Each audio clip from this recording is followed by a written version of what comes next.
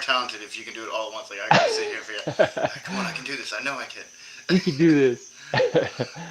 I'm Yeah. supposed to be smart. Yeah, man. Here we go. We're on. We're live. Excellent, What's up? excellent. What's going Hmm. on, everybody? Sorry, I'm doing several things at once because I've had a little trouble getting it to go live on Instagram, so I'm having to do that manually. That's why you see me looking down and typing, Yeah, me and I too. I'm still doing the can't same get it. thing. Yep. This thing hates me. I know. So we need a producer. We We need really do. somebody Yeah. who can help us with this technical stuff. So if you're out there, please have mercy on us and help us Exactly. out. It's for a great cause, right? We talk about trauma. We're trying to help people. Yeah. Please, we could definitely use a technical because every time we think we have it and we moved a step forward, we realize we still only took like a baby step and we got a little ways to go. Yeah, we're Uh, always work in progress. Work in exactly. progress. But hey, let's get into it. All right. As always, I am retired undercover detective Matt Pitcher, and I never know what to call my partner Willie. Uh, Ha. my partner in crime here because he's Hmm. former firefighter, retired firefighter, but it's also important to get into the fact that he is now a licensed therapist as Yeah. well as what we both do now with acting. So you have too many titles and I can't do it, man. I I just can't. know you just, I mean, Renaissance man, but the new kind, like do a little bit of everything and Exactly. yeah, entrepreneur, all that. But yeah, my name's Willie, and I'm happy to be here because we're talking about depression today and PTSD and post-traumatic stress, and we got questions to ask. I have questions to ask Matt about undercover life. He's got some questions to ask me. And if you have questions, just type them in or DM it or send a message, email. Our email is pretty simple. It's undercoverdumpsterfire@gmail. So Ex- if you could spell, like, I send us a see. message. I think You know? Abby's on here. Hey, Abby. I can't see What's comments up? that well, but I'm pretty sure I recognize the picture. Ah. uh, so, hey, let's start with that, though. Real quick, so everybody knows. Um, Uh-oh. Technical. yeah, technical. All uh, right. We're undercover back. dumpster fire. All right. You want to explain to everybody what an undercover dumpster fire is? That way we can get into this right out the bat real quick. Yeah. So they know why we're saying undercover, why we named it undercover dumpster fire. Yeah. It feels like I'm in one right now. Um, like I'm trying to hold it together, but like my earbuds are falling out and like that Instagram thing didn't work, and so we're Yeah, improvising. I'm moving you all over the place.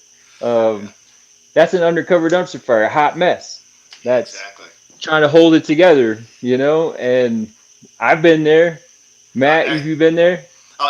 every undercover assignment I've been on, at some point or another, there's a dumpster fire during. You can be guaranteed of it. Yeah, But yeah, and of course in my personal life, yeah, it's that's a nonstop. It seems like. Matter of yeah. fact, just so you all know, so what was it? About 6 weeks ago, I sprained my ankle real bad, right? Mm-hmm. Real proud of myself. Got right back at it. I was up and running within 3 weeks. I'm back on crutches today.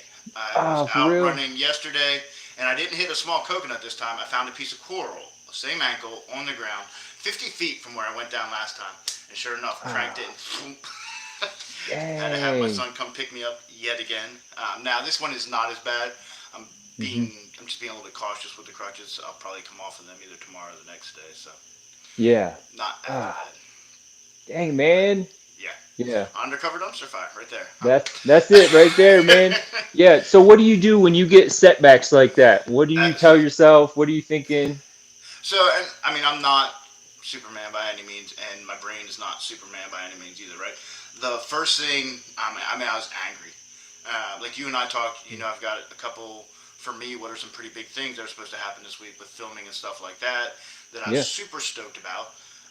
And then, so this happens, and you don't know how bad it is. At first, like, man, if I can't walk, I'm in real trouble. If I have to call and cancel, that's going to be horrible. And, like, literally, those are some of the first thoughts that are going through my mind as I'm Yeah. trying to get up on this thing. So I put myself in that spiral right out the gate. The anger, the depression, like, no, this cannot be happening.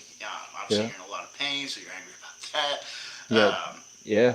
But Hmm. my my Yeah. So you're go-to, rationalizing it is kind of yeah, what I'm hearing. You're yeah, talking it through, like, yeah. man, try not to magnify it into more than what it is, but it It's impacts everything. If you it, can't move, like the Yep, saying. exactly. And Yeah. it always hit. And one thing to remember, it always hits you hard at first, right? I mean, Yeah. anytime you have bad news or something comes around, it always seems like that first initial, oh, the world is over. Yep. I'm screwed. That's just the way, at least for me, that's kind of the way it hits hard at first. Yeah. And then, I immediately did, all right, I know I've got a problem. I've got to start doing triage on it, right? Get it Hmm. elevated, get ice on it, and Yeah. then you got to start triaging you, okay? Because Hmm. obviously you're spiraling, you're going down, the Yep. brain's thinking all these horrible things. Like, all right, you know, let's not get overwhelmed. Let's take it step by step and figure this out and Hmm. do what we need to do and not count us out of the game yet. And Yeah. start getting that mindset. Hey, we've been through worse. We survived worse. We bounced from That's worse. true. We can get through this as well. And you've got to with your mind. You've got to start building yourself. Like as soon as you hit that right, like you see yourself going Yeah. down, you're spiraling. All right, let's bounce this back. Let's start to get some positive thoughts going and figure out a solution instead of just saying, oh, it's all over, right? Part of the solution, not the problem, kind of thing. Exactly. Yeah, 100%. Yeah. That's cool, man. Yeah. Well, I was just thinking. So I'm in Colorado, and I have a different wardrobe in Colorado than I do in Florida, which it sounds Why is that? retarded, That's but weird. um, it's because I go back and forth all the time, and so I hate carrying bags and stuff, whatever. So Well, I I have think this you would Bruce too. Lee One's shirt. 100 Yeah. degrees and the other one's 10, so that's a I difference. know there's snow. There's Oh. Pikes Peak in the background, and I can see it's all snowy. And then tomorrow it'll be hot because I'll be in Florida. But I have this Bruce Lee shirt on. I forgot about it, and he's like one of my favorite people. And I know he's passed, but like the way he addressed um, the perception of Chinese Americans in film is he entered into the film industry and Right. to shape and promote a philosophy, which I think is really cool to use film like that, which is Yeah. what we're doing right now. We're trying to influence people for mental health and to take care of yourselves and all that.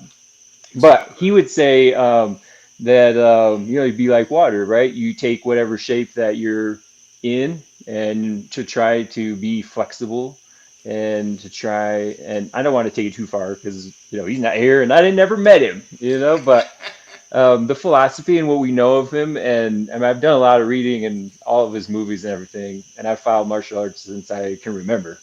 Um, and I feel like just having that mindset of there's a thing. There's actually, I think I posted a photo of it by my front door. When you walk in my Florida house, it says, "Don't pray that God would take away the." I forget exactly what I the know gist exactly. of it. Yeah, Oh, I know don't exactly what you're talking about. don't Yeah. pray for like the easy day. Pray for Yep. strength to Get through the endure hard. the difficult ones, Yeah. um, because it's like puts it on a different perspective, Yep. which I feel like that leads me into like the depression talk because perspective is huge on depression. Um, like if you see no way out, that's a perception, and it might be literal. If you're like stuck in a cave and it's trapped, you know. True. There's no way out. I'm fighting these earbuds too, by the way. They're just not I letting you will out. win. I will win. But for depression being part of it, it's like a perception of your situation and yourself, and sometimes it's accurate and sometimes it's not. Um, Yeah. and but I wanted to ask you about kind of any changes in perception for yourself, like having to lead an undercover life. Did you have to prepare, like see yourself a certain way? Like what did you do that helped you to prepare to be undercover? Is there anything specific that Yeah. you So can there's share? there's like I put quite a bit of work into the prep work and getting being that person. And some of it you'll relate to Hmm. because some of it's the same thing we do in acting, right? You get the script and you're trying to figure out this character and turn this character into you, kind of come up with that balance of being this other person. And undercover work is that same thing. Like Hmm. um, I, toot my own horn. The one thing I was really really good at is figuring out a way to be this other person, to create this person and be that person. Yeah. So we have what's called it's called a couple different things. You'll hear it called a legend. You'll hear it called backstory, and that's creating your past, right? Everything from the day you were born up until that very moment, you have to have a backstory that encompasses all that. That makes sense. And that's the tricky part. And I'm not going to go into great detail for that just because I don't want to Yeah. give away some tactics, that kind of thing. Yeah. But there's a lot of maneuvers we'll do to simplify it a little bit and cover a great amounts of time, and that kind of thing. But Mm-hmm. then, so the other part for me, and I'll go especially into the second case. Uh, so the second case, obviously, I'm an anarchist, and I hate any form of government. I hate any form of technology, everything along those lines. This is the In your persona I am. case, yeah, as Yeah, your character. as Yeah. this other person I'm going to be. Um, and I went and I studied a lot of YouTube, um, and things like that to learn everything from mannerisms to just philosophy and how what their personal beliefs, what their persona is. Like, is there, you know, do a lot of people tend to be one way? Like, so I learned a lot of them have a tendency to be very quiet. Yeah. And the person you're going to find in the corner, a lot of them latch onto these groups because they were unable to latch on to any other group, and this provided a home, kind of like gang life type thing. That makes Um, sense. yeah. Mm-hmm. Common So, interest. as a matter of fact, like, so for the second case, first meeting I go to, I sit in the back, I don't talk to a single soul there, and I rush out. And I did it all on purpose because I wanted to set the stage as that type of persona. Mm-hmm. Next meeting, I kind of did the same thing, but ended up talking to one person. And I went real slow, the exact opposite of what usually they want you to do as an undercover, but I knew that that was the persona that I had to put in on that one. And Yeah. then one of the hardest things about undercover life, and it's some ways hard to talk about because it just does not make you sound like a good person. So obviously, both cases, wife and kid, and the kid, Caden at the time was Mm-hmm. first case. He was about 6 months old when I went under, and then the second case 2 years later. So he's about 2.5 when I went under, and I couldn't. Like, obviously, security wise, I couldn't really be around him, but also mentally, I couldn't talk to him and be around him. I didn't want to, um, because I had to be Mm-hmm. this other person. And obviously, they being my strongest attachment, come back to them, that would revert me right back to being who I really am. Yeah. So I had to kind of stay away from that and stay as this person. And that's something like talking about depression that can wear on you pretty big time after a while. Um, Right. Yeah. Totally. I yeah. can see that. And for you, did it persist after? Not to get too far in the weeds, but like, did that feeling continue? That kind of emotional state of feeling depressed, like Yeah. after? So like, and we were talking about a minute ago about spiraling. I definitely spiraled after. Um, and I mean, I struggled in reality. I struggled for years afterwards, and I still Mm-hmm. struggle here and there with. I can't say I don't have setbacks here and there, but so especially when I first got back, um, like, in reality, it basically been 3 years that I hadn't been with my family, um, and then I had a whole new friend group, right? I mean, I know these were people, a lot of them I was investigating and that kind of thing, um, but it's not honest and it's not fair to say I didn't become friends with a lot of them. And that's human nature. I mean, a lot of Mm-hmm. these people were very, very likable people. Yeah, I Um, bet.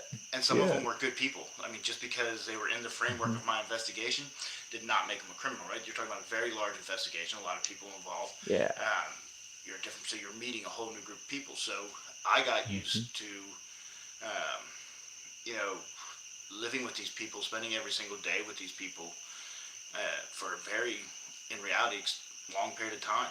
Um, I Mm-hmm. spent in that time more time with them than I think I would have with my family in a year, right? Because it was Yeah, that's twenty-four part of the seven. deal. Yeah, Mm-hmm. exactly. Normal year with your family, even you go to work for a while, so you're not with them then. They're in daycare, they're in school, whatever.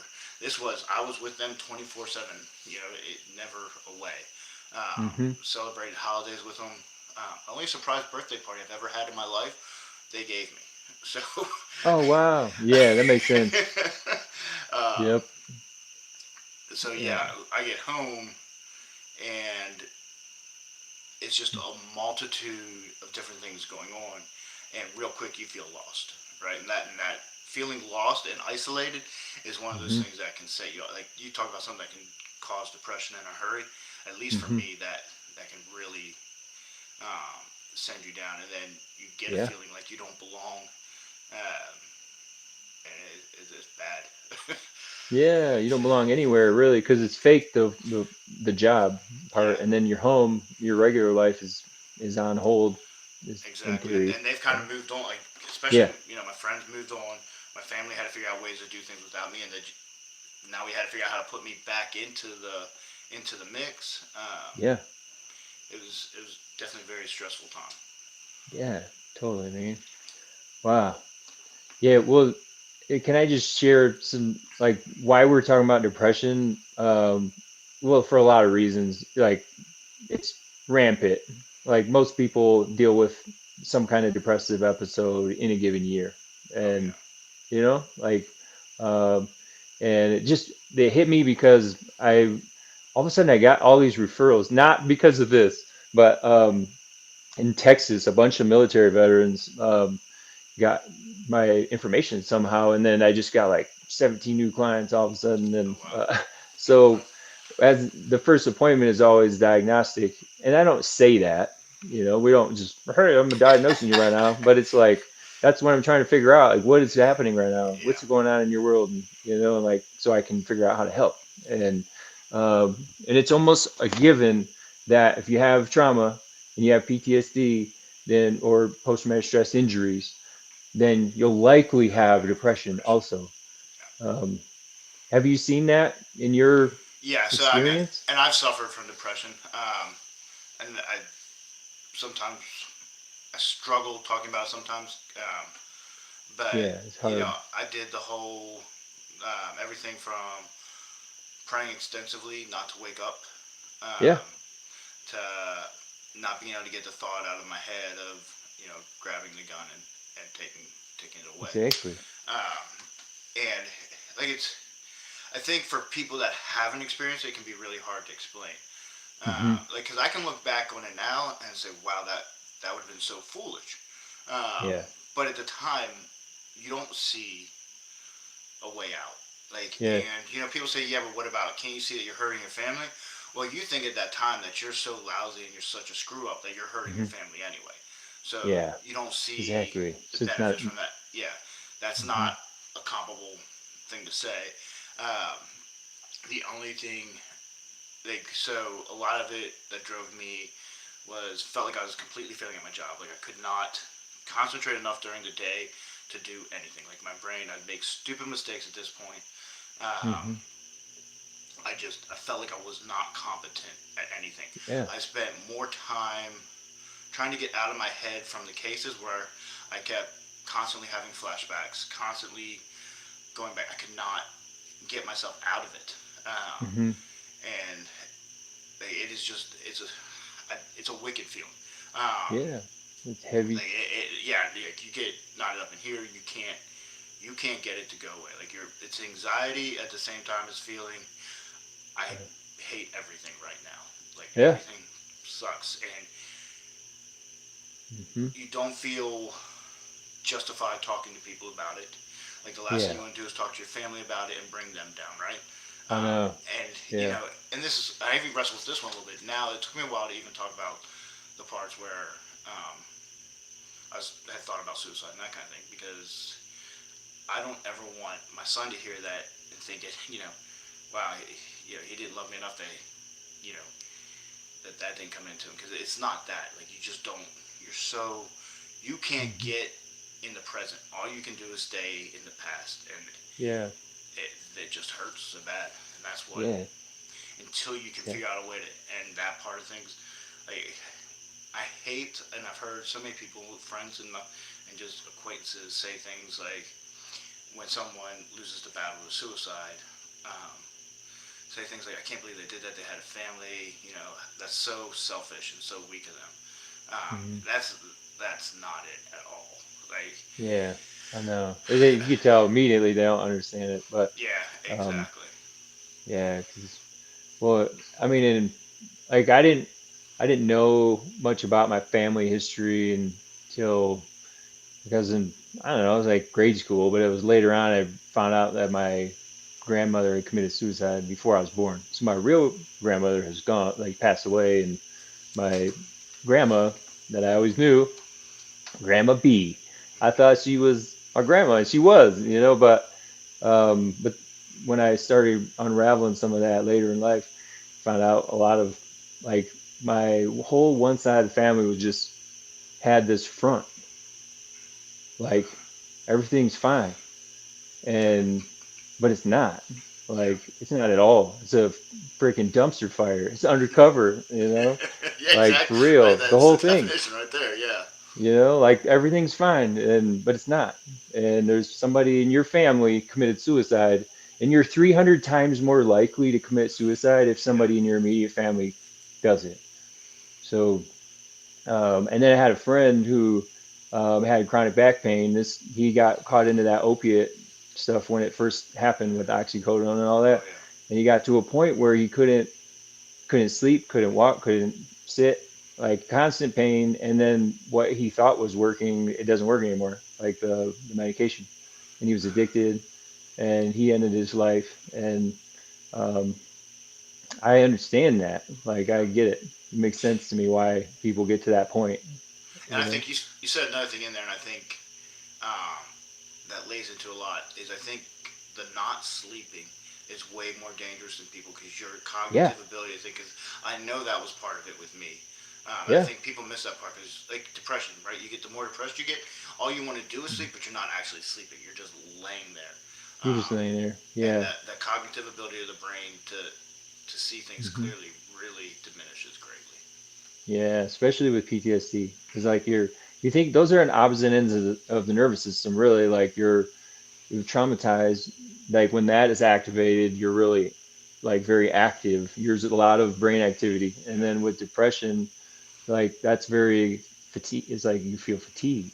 yeah, So you like have this like confused feeling, like I'm all over the place, and then I'm also like really exhausted, yeah. and uh, and waking people up in the middle of the night with night terrors and nightmares and stuff. Um, and I know that's a big deal for a lot of people. Oh So yeah. sleep definitely, like if you want to really know how somebody's doing, you ask them how they're sleeping, and if they're honest and they say not good, then something's going on. It might just be indigestion, but it also might not. You know, especially if it's a cop or somebody, like a service member of some sort, or like somebody's just gone through like a really hard time. They won't sleep well, and that's an issue. That's like something you have to pay attention to. Yeah, I Um, beg you pay attention to that because that's huge. I promise you yeah. that. Speaking from experience, personal experience on that one, that's. Yeah. Well, let me just say this because I told myself I wouldn't cry. Um, We're talking about this is, depression, and you told yourself that. yeah, yeah. I was like, because this hits home. Yeah, exactly. And talking about depression, not crying is not an easy thing to do. Yeah. I think I have my headphones in backwards too. Um, oh boy. See, I'm a hot dumpster fire right There now. we go. Yep. All right. Can you hear me? Yeah, Um, good. so what I wanted to say was, there's majority of my days today, even. It's like I wish I didn't have to do it. And so there's that. Um, but I'm not suicidal. I will not let that win. That's good. I mean, that's. So what helps is I um, I don't listen to it. Like I know what it is. It's not actually how I feel. Like the core of me does not want to die. The core of me wants to live. The core of me has things to do. Like I have a lot of things to do that I want to do. And then but then there's like it's like another thing, and it's heavy, and it sucks. And I think, sorry, but being an No, you're actor fine. in this world, like um that can really trigger depression, but it's usually that, to me, I think it does the opposite. um when I'm on the camera, I can be somebody else. And right now I'm being myself. I'm being real, like being honest.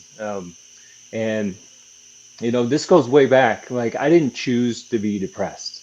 That's not a choice anybody would make, you Exactly. know? Yeah. So anybody that's listening or sees this and thinks about depression, just know it's not a choice. You don't choose to be depressed. You can Nobody choose would to, ever choose that. yeah, Ever. who would want to feel like that? It feels like shit. Feels heavy. It's exhausting. Comes with negative thoughts and like just it's like an attack on your well-being and mine will last like weeks sometimes, and it's tough because one, I don't usually talk about it, um, because I don't even want to acknowledge that it's there half the time because there's so many things going on that like my life is very complicated, and so for me to be depressed, it means that I have to stop and like acknowledge that it's there, and it doesn't change anything. So I tend to rely on goal setting a lot, like Listen. lists, and this is what I'm going to do today. I'm not going to feel like doing that. I'm just going to do it. And that's where borrowing from firefighting, like it didn't matter if you were tired. It didn't matter if you hadn't slept or ate or you were exhausted or your arm hurt or your head hurts or whatever. Like you had a job to do and you did it. And I feel like depression, I have used that same mentality. It doesn't matter if I'm depressed. I could sit here all day long. It won't change anything. And then I'll be mad because I didn't get nothing done, you know? So And I then think, anxiety will kick in. yeah. But I you think know? that's what you just said is great, and I think all first responders should really listen to what he, because I don't care what sector of a first responder you are. What you just said is huge about the goal setting and getting just yeah. All right, you don't feel like doing it. Well, all right. If you're a dispatcher, how many times do you not want to pick up that 911 call that comes in, right? Because you know it's going to be Yeah. somebody that's going to be screaming in the phone, and a lot of times it's going to be heart wrenching and whatever, and you don't want, but you know you've got to, so you do it. You gotta Hmm. like, especially when it comes to depression and that kind of thing. You gotta have that same mindset as to, I know I feel like staying in bed, but I know I got to go do this. I'm gonna Hmm. take that first step. Yeah. That's huge. Yeah, I really like that. Yeah. Yeah. I mean, I think it's like ignoring the emotional part, which is easier for guys to do, unfortunately, generally speaking. And on the flip side too, like depression comes from all kinds of places too. There's circumstantial depression, there's seasonal, Yeah. it's in grief and loss. So you lose somebody, like you're gonna feel depressed. Um, Clinical depression, meaning like it manifests. There's no reason, and that can drive it. Sometimes drives me crazy because I'm like, why now? Like why do I have to? You know, like Yep. things are going great, and but then I feel like this, and And then it makes it that much worse though, because you're like, why this? And then it's that again causing a bit of a spiral. Yeah. yeah, yeah, the hot dumpster fire, Yeah. um, and I think looking back, like to be honest with you, I really shouldn't be here. Like I should have died when I was 12. I tried to take my life way back when, and nobody knew about it. I didn't share it until I was over 20. Like I didn't talk about it, but I made a plan, and I was 12 years old. Like parents were divorced. I don't know where they were. My mom was working. I don't know, and dad was gone. So Yeah. the scenario was not looking good for me. And I made a plan. And being 12, so like I already knew my grandmother committed suicide, so there was already that kind of planted in my head that that's the way out. And so I made a plan to after school I'm going to come back. I wasn't going to school too, by the way. I would go to school. I Right. didn't actually attend. Um, and made a plan. I went, turned the shower on, cut my wrist, and I cut it really deep. There's still a scar. You can't see now because I'm all tatted up or whatever, but I really shouldn't be here. But I made one big cut, and then I realized, you know what, like I don't actually want to die. Like, but I could have. And then because I played basketball. I'm a 6'4", and I was always tall and big, like tall and play basketball. So I made up a lie that, I found this hoop in an alley and I dunked on it, and it like cut my wrist, and that's what that was. And then I just buried it for like at least 10 years. Um, and so like depression is a motherfucker. Like it will put you in a place where you are alone.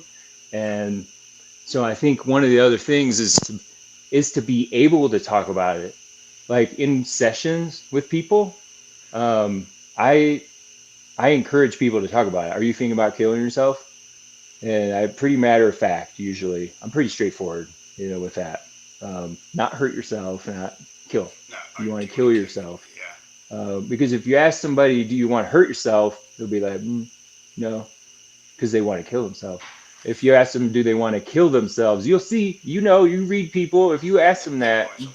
Yeah. and they'll, like you could catch those little like, it's in there. I see it. Yeah. And it's okay to talk about it. It's actually okay. Like most people have thought about it. You just don't do it. Right. Like you get your finances are all screwed up, or you go through a divorce, or like you don't have any money, or you're bouncing between jobs, or you flunked a test, or you didn't get promoted, or you may got into a crash, or somebody crashed into you, and like you get to a point where you're like, I don't want to do this anymore, Yeah. and then you think about all the options, and suicide's always an option. It's just not. It's normal to think about it, but it's just not normal to act at it. Act on it. Right. So it's like got to be okay to talk about it. And I know I'm on live, just said all this stuff, but I feel like leaders go first, and we're trying to do something here. And so I'm going to be honest and be That's exactly why vulnerable. we're going live. So everybody knows we're not. None of this is edited. This is real Yeah. life. Yeah. These real stories. I'm an actor, but I'm also like being honest and real right now. This is not Will. Like, there's three different versions of me. If you don't know, um, there's William. He's like, straightforward. Doesn't, it's just kind of the normal guy. And then there's Willie, who's more like, "What's up? I'm on the camera." Excited. And then I would say, then there's Billy. Billy's just goofy.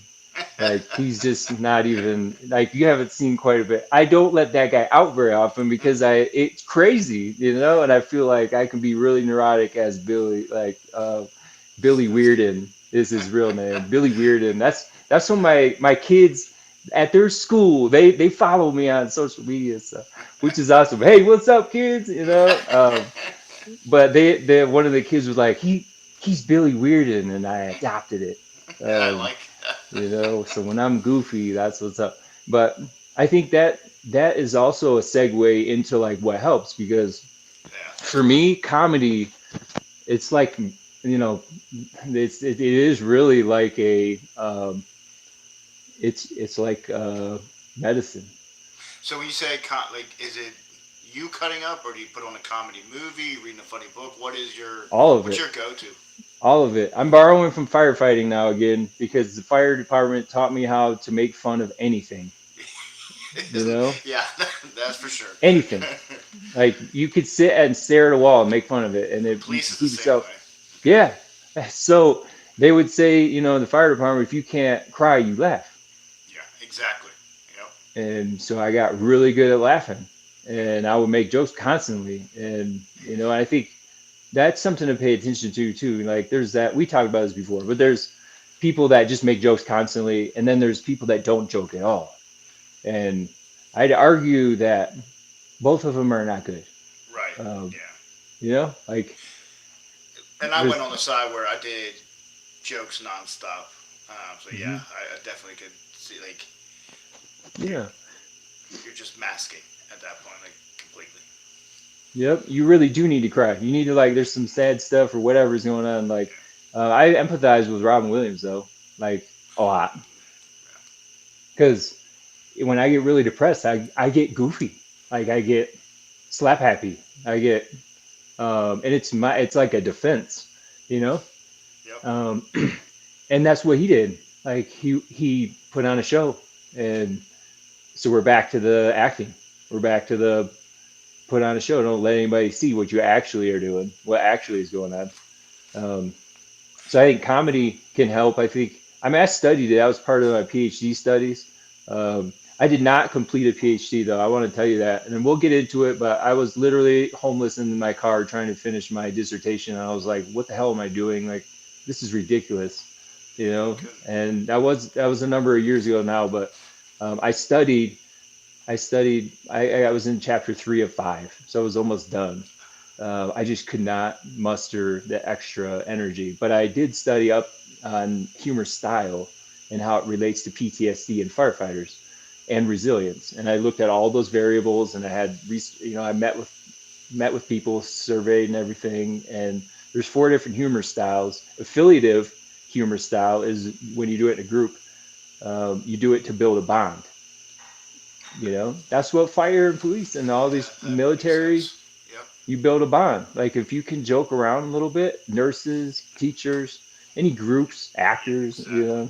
Yep. um, it's affiliative humor. And I think that one is really helpful for depression because then you're not alone and you're building a bond with somebody else. And it's humor. Yeah. So you're laughing, you're having a good, that's a good thing.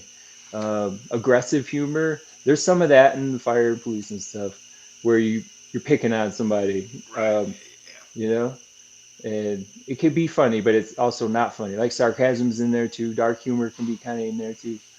There's a lot of Be dark aggressive. humor in law enforcement, Yeah. definitely. Yeah. Yeah, I mean, you get used to it. You see all this stuff, like, see 5 kids with, they all got Gunshots. ejected from cars and they're missing body parts and stuff. And you don't never say anything in front of anybody. But later on, though, you make a joke about it because it's so beyond what you can wrap your head around. No pun intended, but just Yeah. like you make a joke to try to lighten it and get some distance from it. Yeah. Um, and that's a coping skill, you know. Get in trouble, but uh, So yeah. you So know, there's been a few times like you just don't even realize how bad you've gotten with some of the dark humor. There's been a couple times like where you'd be out with my wife and her friends, and I hmm would make a morbid type joke. It's one of those, wife grabs your leg and squeezes something. You're like, oh yeah, I think I went too yeah, they're far right. on that. Like, Yep. what are you doing, man? No. Yeah, exactly. But I think that's a good to pay attention to that. The other ones are self-enhancing and self-defeating. I don't like self-defeating jokes, but I will be the butt of my own joke if I choose to be. Yep. That's a skill to kind of Yeah. laugh it off. 100% Um, agreed. so then, but what I found though also is that the more like there's a threshold of like where humor won't help anymore, and like you can't, it doesn't matter. Like you can't even make a joke about anything because and if we're talking about depression or trauma, like that is so significant that you just can't. You've gotten to a saturated point Right. of you've seen too much, done too much, feel too much. Like your body's just like, I'm not gonna, I'm not gonna do anything now, and then you're stuck. And so obviously talking about it helps. Working out is that's mind over matter for that one for me when I'm depressed because I don't want to work out. I do want to work out, but I don't. I don't Yes. feel like working out. That's And 100% the you same. can't, you know how that is. You can't rely on your feelings. Like if you're trying to get something done, any one of these, even this podcast, like if we relied on our feelings, we'd have quit Yeah, because we are exactly. just trying to go live and we don't know how to do all of these streaming platforms all at once. And We every need a night it's producer. something new. Yeah, Yeah, we need exactly. somebody to help us. And if we rely on feelings, we'd quit. So it's Yeah. like you have to ignore all of that noise and like these earbuds are driving me crazy because they keep falling out. But I ignore that and I have a task, I have a goal. And if I just point my direction on the goal, then I at least I know how I feel, but I'm going this way. But you're focusing on And something else. Yeah. yep. And you can laugh off a little bit. And I think, the other thing with depression, I think sometimes too, is like being able to get outside and get some sunshine and get some air and get up and move and just, and choose not to let it take over. Because if you, I have a very adversarial relationship with depression. Like when I get depressed, I it's like my true self is like, no, fuck you. You're not screwing this up right now. Like I have something good. Yeah. No. And I don't listen to it. I don't let it permeate and like take over. But it's there. It's there all the time. And and I rarely will say that though. And if you were to ask me honestly, yeah, I would tell you, but I don't like to get in those conversations with people because then they look at me like, "Are you okay?" And I'm like, "I've been this way my whole life. Yeah, I'm gonna be all right. Like I've been. This is not the first time. This is like numbers and numbers of years, decades. You know. But I mean, in Um, a sense, it's pretty awesome the way. Like, I mean, in reality, if you ask me, I'd say you conquered it. Like, yeah, it doesn't go away. It's not going to, yeah, unfortunately. it's not going You know anywhere. that as well as I know that. You know. Well, actually, you know that Hmm. better than I know that. But you figured out a way that it does not win, and Yeah, that's amazing. Like, that is. yeah, it's not winning. It's not going to take over. I do think about my kids and stuff, but it has to be more personal. Like, has to be more like, the dialogue in my head is more like, ignore that shit. Yeah. And so one of the major coping skills that I have is music. Like, Yeah. always have music. My kids think it's funny and they don't know all this stuff. So I'm so hoping someday they'll watch these and be like, "Oh, okay, it makes sense now. Why does he do all this stuff?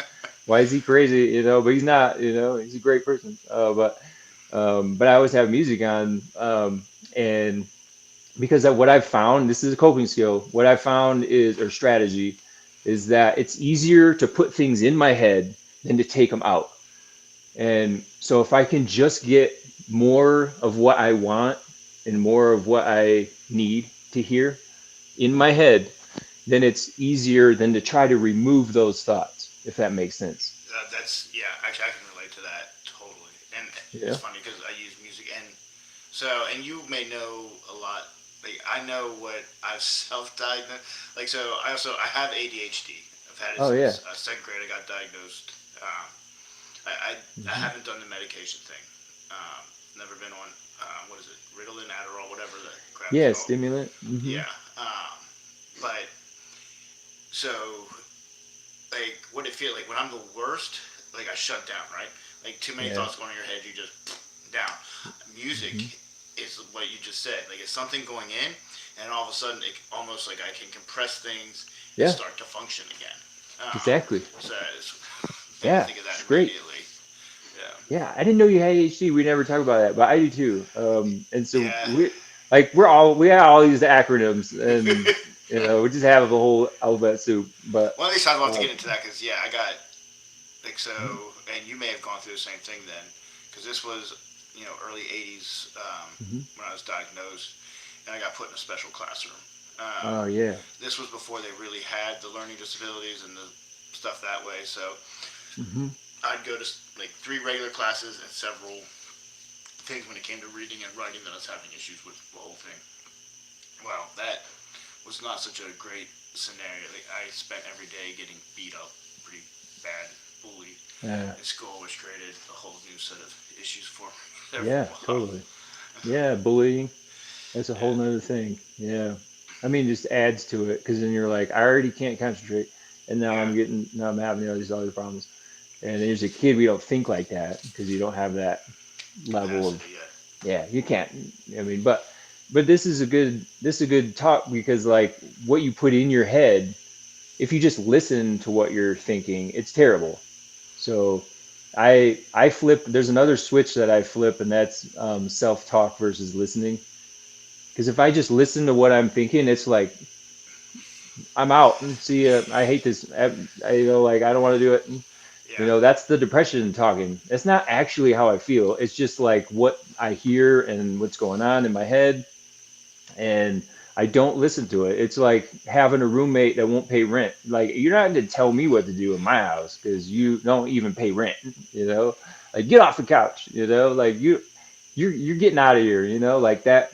I'm being a little humorous, but like you get the idea. Like you have this person in your head and it's living rent free and it's telling you what to do and you just can't listen yeah. to it. It's not a discussion. It's not like, oh, it's great. No, it's not. Like I'm not doing that. I'd tell it what to do. Yeah, You're like, exactly. shut I'm in up. control. Yeah. Yeah, shut up. I hear you, whatever. I don't even care. Like I got stuff to do. Yeah. And and that's back to that goal setting. But if you put good things in your head, like podcasts, undercover dumpster fire plug, you put that in your head, you read, you hear what other people have done, you try to find people that biographies or like my 20s. I listened to tons of those, like when YouTube first took off, which is funny to say now, like, yeah, I'm from the 1900s, by the way, Yes. like an old school, a little house on the prairie, pretty much, and Night Mall, like that's me, with super old school, but the idea is, as far as you just can't listen to it and like anything. You have to be very careful about if you're depressed or if you're triggered, you're anxious, to put in your head what you want to kind of permeate. So if you put in stuff like F the world and like it's going to magnify. Um, Exactly. so having things like you'll see me, I listen to a lot of music, but I listen to a lot of reggae too because I do like, I appreciate, I don't listen like all of it. With like just any music, there's parts that I agree with and parts I don't, but the unity, the focus on being positive, the um, relax. Like Yeah. I feel like my job, my personal job every day is to relax. Every day, try to relax. Like you see me out working out, you see me walking, you see me looking at fucking flowers. Like I'm trying to relax. I'm trying to enjoy the ride, Yep. same like and as an actor too, that gets hard because you travel all over the place and you're trying to, like trying to still have a sense of who you are and like, I feel like having these daily routines helps, what you do every day, hopefully, even if you're traveling or Yeah. even if you're on shift, you know, try to have a routine and just be very mindful of like what you're putting in your head Yeah. and in your body too. Like I don't get me wrong, spicy margaritas, man. Like, hey, I mean, I love those, but I also that magnifies stuff for me, and I can't drink like when I was in the Yeah. fire service. That's all we did, No uh, kidding, right? So it's like no, that doesn't work. I mean, it works temporarily, but magnifies the depression. Yeah. So I tend not to drink much, and I try to just chill out, and um, I See, could I'm the say same this way. because yeah. Yeah, Like I say like more having a about that. whiskey once in a while, but then Yeah. like next morning I'm always so mad at myself. Yeah, Like even why'd if I it's do like that? just one little bit of whiskey, like all right, why? What was the point? What came from Yep, it? Was it? And so yeah, exactly. I found that and sugar. I hate sugar these days. I cannot do it. I know. Yeah, it's in everything too. You're like, Yeah. nah, it's just freaking sugars everywhere. Uh, but yeah, I think depression too, like having and anxiety, I think having your nutrition figured out. I can say this in Colorado because like marijuana is legal Right. in the state of Colorado, recreational and medical, and Texas is not, and Florida it's not. Those are the other states I'm licensed in, and they like clients in Colorado that have PTSD and depression often um, have THC for sleep, and um, and I would much rather that than Ambien or alcohol All right. Yeah, or some completely. combination of that. Well, I know lots of alcohol to go to sleep to me is like the worst thing in the world, and I use my watch to prove it. Like even a yeah, glass of whiskey, if I turn around, if it's within an hour of bedtime, you look, my heart rate is through the roof when I'm trying to sleep. yeah, Yeah, exactly. Yeah, it's it's just crazy. still you're working, your body's still trying to process Yeah, the alcohol, and yeah, you do pass out, but it's a hypnotic sleep. It's not even a deep. You're kind of asleep, but not kind of not asleep. Um, and they can look at those brain cycles and per second and measure like your state of alertness.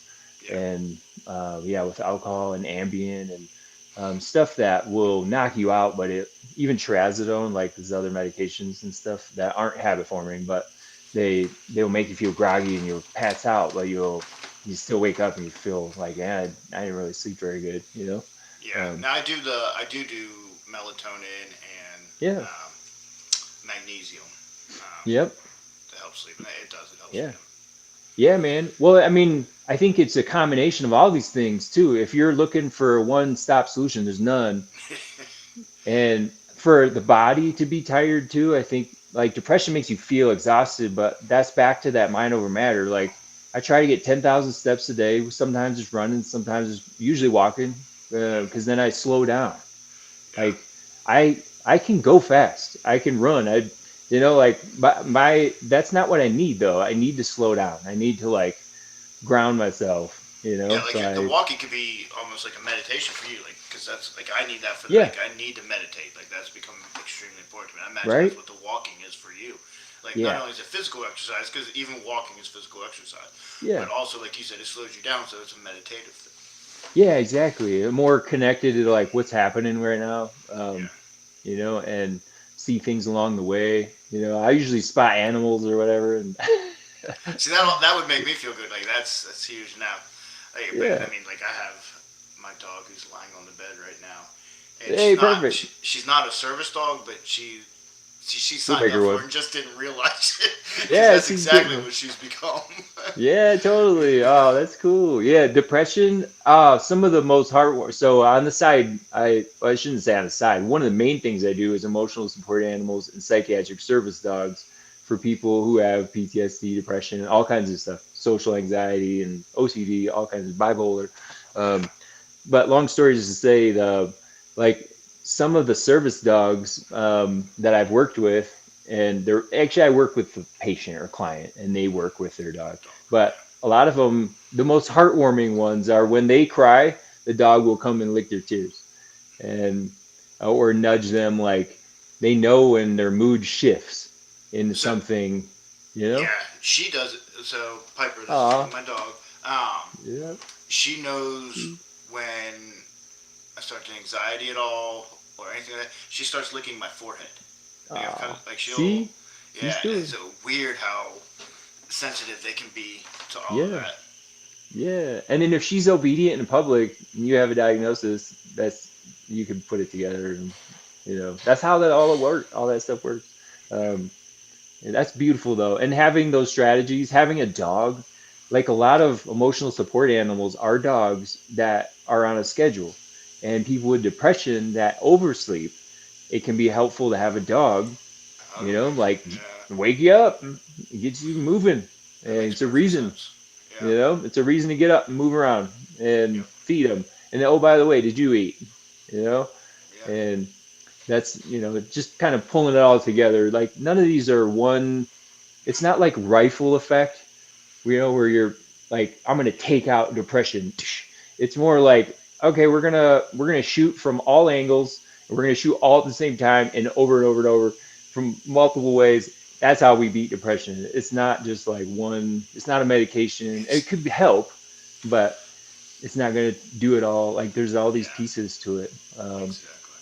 And but yeah, so if somebody is in a hot dumpster fire, an undercover hot mess, what do you recommend that they do? And no BS, like whatever, So, talk to them. and I'm gonna say, and again, this is all personal for me. You can talk on a professional level, like, because some of these things maybe wouldn't work for other people.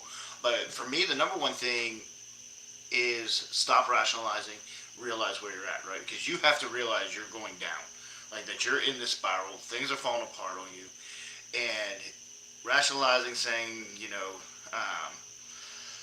what are some of the dumbest things I've said? Um, None of this matters, I'm not going to fix this, and just rationalizing the thoughts that you're having, this is just the way my life has to be. I have to Hmm. deal with this, it is what it is, kind of like I hate, and I say it all the time. It is what it is, and that is the classic. You know, I'm not going to tell you anything about anything. I'm just going to say it is what it is. Yep. But like you can tell yourself that too, right? And then Yeah. you're not addressing the problem. You're letting, Hmm. because that's exactly what I did. I had basically at some point said, you know what, I'm just going to let it take me. Screw this. I don't have the energy to fight it. I don't feel like fighting it. Yeah. All that kind of stuff. And it's not until, in some ways, I say some of the old cliche, you have to hit rock bottom. Well, yes and no, because rock bottom can be a really bad thing. Yeah. Um, Yeah. but at the same time, have to you have to make that decision, and you've got to say, like, and I love what you said about walking is almost what did it for me to try to stop the spiral Hmm. and start moving forward. I had to slow things down. Hmm. Because if you let all those thoughts just run, they keep running faster and faster. Like that, it seemed Yeah. like it took control of my mind, and I didn't have control of my mind. That Hmm. the flashbacks, the not being able to think in the moment, I lost control of my mind. It was like Yeah. somebody else had it, and Hmm. part one is stop, realize, oh shit, I'm spiraling bad. Yeah. Part two is all right. Let's slow things down and let's do that one thing. For me it was, you know what, uh, I knew I had to do a bunch of things, but the first thing that I had to do was figure out sleep through the night. Like I had to figure out a way to sleep, or nothing was changing. And Hmm. the only option I could think of was to reach out to a therapist at that point. Yeah. And so that was my first step. And that's what I That's awesome. think is the biggest thing for everybody. And I'm not saying the therapist part, which I do think more times Hmm. than not that can be. But I got Yeah. lucky in a sense at this time, and I put God's hand in this because the lady I got connected to was a perfect match for me. That might not Nice. be the case for everybody. You know, you reach out because the first therapist that the Hmm. department sent me to way back when, not a match, not good. Everything about that was not good. Yeah. Uh, Yeah. this one was perfect. Awesome. So there was an Yeah. immediate connect, That's and awesome. so that one step forward is what led to two steps forward, to three steps forward, and to start an upward climb Hmm. to get out. And so I think for me, I would say the biggest things realizing where you're at, um, and getting control of your mind back by slowing things down and taking a step that you want, not what depression wants, not what my anxiety wants, not what the PTSD wants, but one step that I want. And then Hmm. from there you can make it two steps and three steps, but you have to slow it down to get on that path forward. Yeah. Um, Yeah. That's good. Yeah. Sort it out. And that's perfect. Well, and next week is Easter. So if yes, anybody's watching this, or as you watch it, we're going to take next week off to just have a Sunday without filming. yeah. And but we'll be back in 2 weeks. And Matt, you want to talk about any of our guests that are coming up? So we actually have some very very cool guests. I'm not gonna say too much because I got to get them in order and figure out which one's gonna come on first. Yeah. I'll give a hint though. The person who gave me this shirt is going to be coming on as a guest. He already gave me a Ah. thumbs up, and he is Hmm. perfect. He's former law enforcement, um, and I Cool. don't want to get into it, but Yeah. he and his family have an incredibly cool story, and his mom was on Netflix. I'll put it that way. Oh, Um, cool. so I Yeah. can't wait to talk about that. But he is Hmm. doing a lot for first responders, particularly law enforcement. Cops and campers is one of his things, where go out Oh, RVing cool. together and stuff. Hmm. You can tell by the Keto 5.0, he's real big Hmm. into diet, nutrition, that kind of thing, and Awesome. kind of like what you talked about with THC instead of Ambien and some Hmm. of that stuff. He's very much against pharmaceuticals. Yeah. Like obviously we all know at times it's necessary, but Yeah. obviously I feel like we've as a society become way too reliant on those instead of other Yeah. things. Exactly. So So it'll be much. cool to listen to him talk. I've also got a female cop who's a good friend of mine, Hmm. who's she's an influencer now as well. Okay. Um, Cool. Yeah. and she's also an actor as well, up All north. right. I'm not going to give a whole lot into her right now, but she's going to come on. She is a badass cop. Um, she's been shot at, done all. She's been there, done that. Yeah. So super squared away. Good She's to a hear. lieutenant now, but Hmm. so she's coming on, and then I also have some other law enforcement and some dispatchers that are going to be coming on. They're getting some clearance from their departments right now, and then as soon Hmm. as they get the thumbs up that they're allowed, they're going to come on as well. So Yeah. Cool. definitely a lot of exciting stuff in the Yeah. future. There you Can't go. wait. That's good. All right, we need Awesome, man. we need funny Yeah. stories real quick to end this out, and then we got to go. Yeah. I'm trying to. I had a funny story that I wanted to tell too, and now I don't even remember what it is, and it's bothering me. I Uh, mean, I can just talk about the things that I would make like fun of go for as that a for a way. minute. While I think of mine, go with Yeah, that. because like there was this lady, and this is so long ago. There's no way you could ever track this. So don't no HIPAA police coming knocking at my door. But there's a lady that would call 911, or her daughter would, and they both live in this like crappy little apartment. And what would actually be happening is that the lady was incontinent. She would just soil herself, and then she would sit in it, and the daughter would get it was the mom, and then the daughter would call 911 and make up some story, and we show up, and then actually what we had to do was help her, like try not to, try to be professional, but also like, man, we've been here so many times, like it's always really shitty, and so to like make shit jokes, and then we would always make the new guy, whoever the newest person was, they would have to be the one to get the closest to the lady, and help her, specifically get up and, you know, wipe herself. So that was always an inside joke. It was like, ooh, like you hear the dispatch and you're like, ah, yeah, Yeah, guess you whose know it's turn it coming. is, you uh, know? And then you yeah, just sit and kind of smirk at them, without getting caught. yeah, Uh, exactly. but yeah, that just was what comes to mind for me. How about you? Did you think of one? I thought of the one. All right, so and this is honor of a guy that just retired. He was my sergeant, and he just retired this past week, which is crazy. But anyway, so when I was doing street level undercover work in the district, we had this one area where we had a lot of males that would dress up as females and prostitute, um, Okay. and a lot of times they would commit robberies and do that kind of thing. Uh, Yeah.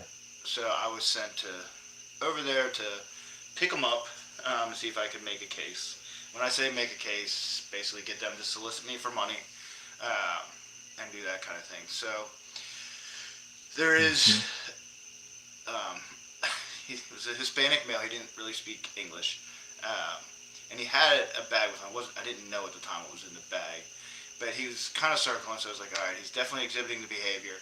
I drive by a couple times. He gives me a head nod and a smile. So I'm like, all right, decent shot. So I pull up. He walks up to my car, and he's giving me the old flirt and everything like that. But he doesn't speak English. Hmm. Um, and I had, as I always tell you, I keep the 20 nearby where everybody can see it, Oh yeah. which is also a good way to get robbed. But that's aside. Uh, Yeah, true. but Hmm. like trying to commute with him, and so he ended up giving me some very visual things to go by as to what he was willing to do to me for money, and then he would give me those certain movements and then pointed a $20 bill, and that's how he communicated with me. So basically, he was going to perform some sexual acts on me for $20. Uh, Once we got all, they come in and um, detain him, uh, and he did not yeah. go to jail. I don't think they put him in jail. Yeah. But my sergeant Mm. comes up, and it was a wig. He hadn't had a chance to dress up in his full outfit with his dress and wig and all that yet. Oh But damn. he was getting ready to. But he's a funny kid, and he Mhm. wanted to put the wig on and show us what he looked like with the wig. So he puts the Ah, wig on and all this. And once my Sarge to take a picture, so Sarge takes a picture. Well, Sarge thought it would be a great idea then because it was coming up on Christmas time. He used that as a Christmas card for everybody, and they actually sent it to my family. And he sent it to everybody. I was like, oh, you got me pretty good yep. on that That's a good one. Yeah. Oh man. Yeah, that's a really good one. You just reminded me of I'll just say the last thing is Yep. to get somebody back, what people would do, and I'm not saying I did this, but I'm not saying I didn't do it either, is you would find like the most random mail order thing and just sign them up. Sign them up Oh for, yeah, yeah, so they got like all this random stuff coming to their house, and yeah. they have to explain it, Yeah, but some of this. Yeah, yeah, you I can may or figure it may out. not have done that to other people as well. Yeah. Yeah, we're just sharing all of the ways you can get after each other. But Yeah, exactly. oh, that's good, brother. Well, hey, it's always a pleasure, man. And if anybody Absolutely, out brother. there has questions or wants us to address the topic, or you want to be on the show, or you want to somebody we should connect with. I have made a couple of connections this week about like that, where Yep. people just reached out. So just share it. That's what we're trying to do: create conversation, make it normal, and Exactly. try And if to any of this help. hit home for you, man, Yeah. they reach out to somebody, or you heard some of the things that we do. Try it. Hmm. First step. Yeah. First step is forward. Take control. Exactly. So Yep. 1% better. 1% better every day. 1%. 1%. That's all right. All right. We'll be All right. back in 2 weeks.